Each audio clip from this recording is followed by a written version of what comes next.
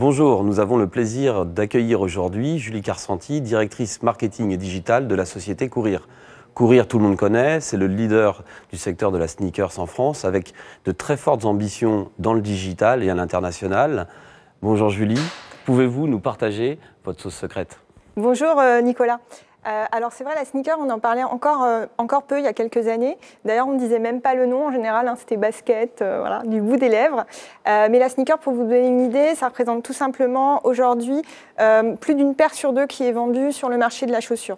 Donc c'est un secteur qui a énormément grandi, qui a conquis aussi beaucoup de terrain et beaucoup de personnes, puisqu'aujourd'hui c'est un mode qui se conjugue chez l'homme, chez la femme, sur les terrains du sport bien sûr, mais également à la maison, chez vous, en télétravail, dans le monde politique, on les voit à la télé, on les voit vraiment partout, donc c'est vraiment un univers en pleine transformation.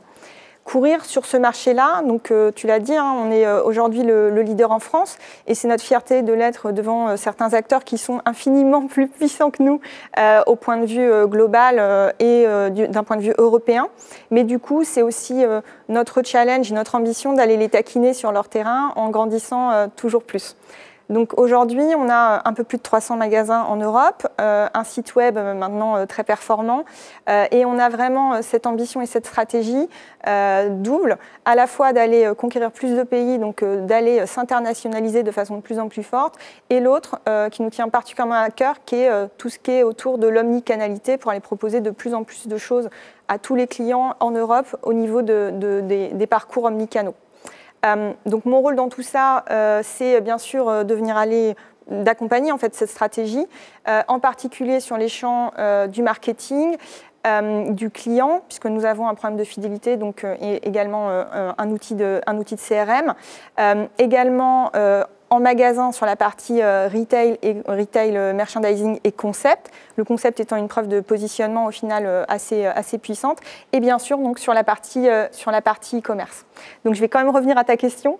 Je ne sais pas si on a un secret, ce serait très prétentieux de notre part, hein, on reste encore petit si on se mesure dans une échelle globale, mais en tout cas on a une obsession chez Courir qui se conjugue dans tous les départements, c'est vraiment d'aller offrir aux clients la meilleure expérience possible, quel que soit le canal.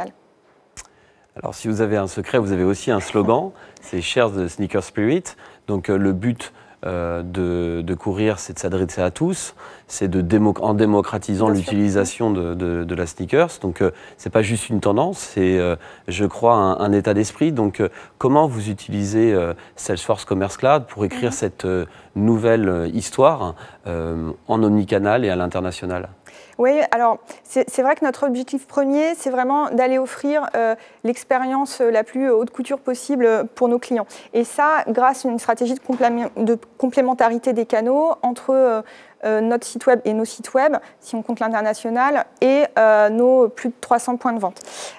Depuis longtemps, quelque part, l'omnicanalité, c'est aussi quelque part un axe de différenciation qu'on a vis-à-vis de nos concurrents et c'est pour ça aussi qu'on l'a poussé si fort, c'est qu'on considère que c'est une de nos forces aujourd'hui parce qu'on se bat contre soit des retailers qui ont comme nous beaucoup de magasins mais au final qui n'ont pas forcément fait ce pari de l'omnicanalité dès ses débuts, soit aussi on en parle de plus en plus des pure players web qui du coup n'ont pas cette force des magasins.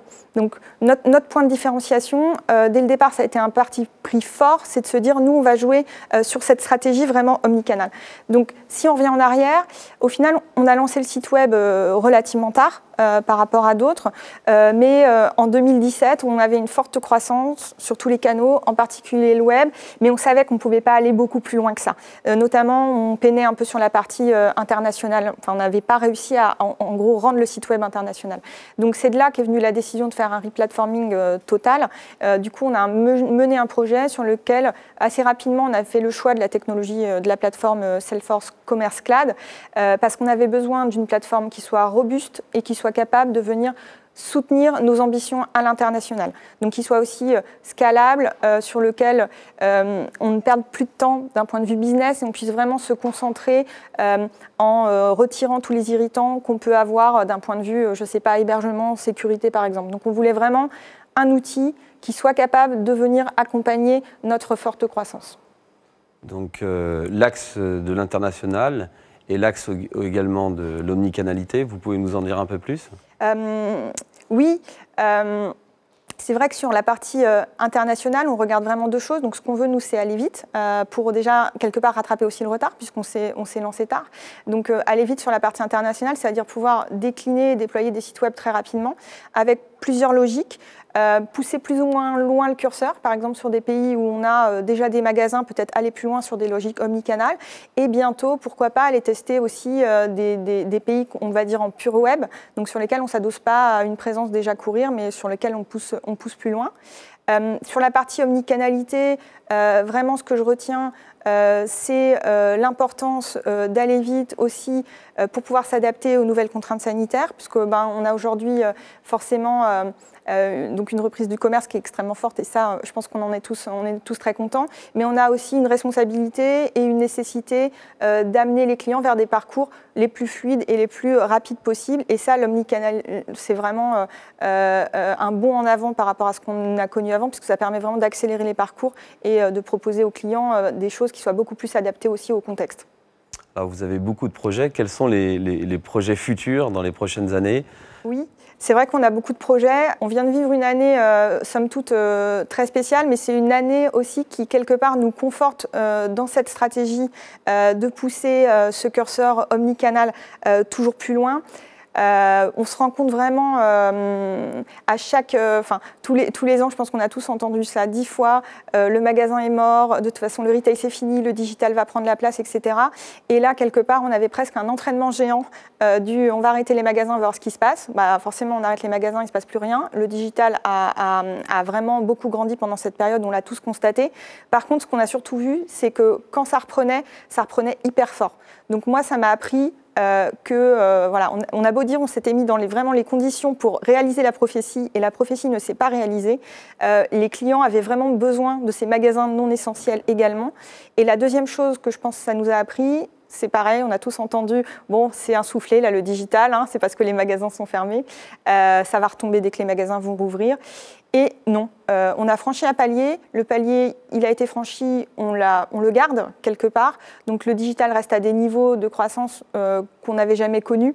Donc ça nous a vraiment renseigné en fait, pour voir si la vision était la bonne, et je pense que vraiment c'est la conclusion, c'est que la vision c'est la bonne, la vision c'est l'omnicanalité. Le client, il a besoin des deux forces, quelque part, la force du digital avec sa praticité, on ne va pas se mentir, on peut passer une commande avec un outil qu'on a dans la poche en permanence, donc sa praticité et le côté quand même réassurance du magasin, la chaleur un peu du magasin physique qu'on était quand même tous bien contents de retrouver, le conseil qu'on a quand même du mal à retrouver en digital aussi. Donc nos projets, forcément, c'est pour répondre à ça, c'est de pousser encore plus loin l'omnicanalité, et là, ce qui nous manque aujourd'hui, c'est une vision beaucoup plus fine, beaucoup plus complète en fait de notre état de stock quelque part, donc une unification de nos stocks, puisque moi je l'ai dit, plus de 300 magasins, plus un entrepôt, ça commence à faire beaucoup d'endroits où, si ça se trouve, se cache la sneakers de vos rêves, si vous la voulez. Et peut-être que moi aujourd'hui je ne la propose pas sur mon site e-commerce alors qu'elle existe, cette sneakers. Donc ce qu'on veut faire demain, c'est vraiment décloisonner tout ça et venir proposer des parcours additionnels aux clients pour qu'ils puissent trouver la sneakers de ses rêves, où qu'elle soit et où que lui se trouve ou veuille qu'on lui envoie la sneakers. Alors, quels projets nous avons en commun dans ces prochaines années ? Je pense qu'on a encore des belles pages à écrire. En ce moment, on est en train de commencer à travailler ensemble sur un projet qui est assez excitant pour nous, parce qu'elle va nous permettre voilà, toujours plus d'aller marquer notre empreinte sur la partie internationale. Et c'est donc décliner quelque chose qu'on a maintenant d'assez robuste en France, donc notre socle, notre site courir.com, pour venir le décliner dans différents pays d'Europe. Donc on travaille là-dessus et on peut vraiment y voir deux axes. Une duplication de sites pour aller conquérir des pays où courir a déjà une empreinte physique, donc par exemple pourquoi pas le Portugal, ou sur lesquels nous avons des projets futurs d'ouverture physique, donc voilà, sans dévoiler trop de pays en avance, mais on travaille par exemple sur les Pays-Bas, donc ça peut être une histoire sympa à écrire, puisqu'on vient aussi apporter cette brique omnicanal dont on a parlé.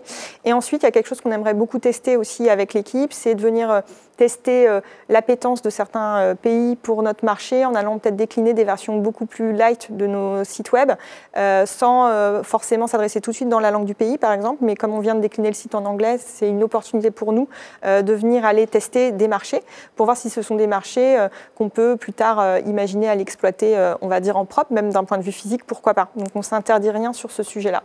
Julie, merci beaucoup de nous avoir éclairé sur l'omnicanalité, l'international chez Courir dans des temps et dans un contexte tout à fait différent.